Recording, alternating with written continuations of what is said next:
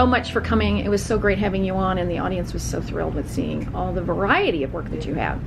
But we wanted to know about your studio. We understand that, like many quilters, you migrated around the house, and eventually it became an issue.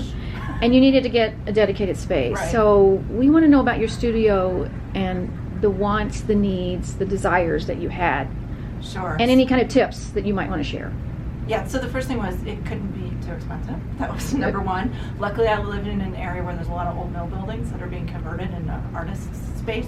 So I have an old mill building space, and so I wanted just open space. I didn't want any walls because I've been running up and down stairs in my house.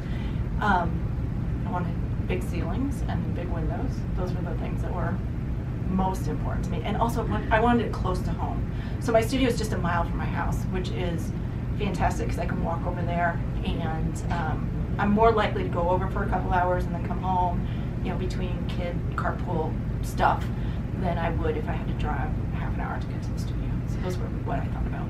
And so do you have sort of the no phone policy so that when you're in the studio, you are in the studio? I have the no phone policy because there's no cell. Oh. No cell. Well, that helps. So yeah, I'm totally dedicated while you're in there. I work when I'm in the studio. And do you store things in there so everything is stored in there? Everything is in the studio except I have one emergency featherweight machine at home. So if I need to sew at home for some reason, there's a featherweight tucked away, but everything else is literally at the studio. And what is that like, having a dedicated space that's not in your living space? It's awesome. Because I can have people over and we can eat at the dining room table now. Because before I'd have to clean everything off, move into different rooms, and it's great. It's great. And are you the only one in the building, or is there other artists in the building? There are other artists in the building, which is fantastic too. There's sculptors and ceramicists and painters, and somebody who makes, I don't know, bass guitars, all sorts of interesting things. Okay, so you all sort of poke in each other's studio occasionally to see what everybody's working on. But because I work with my kids at school, so I'm usually there at 7:30 in the morning, and I'm gone by 3.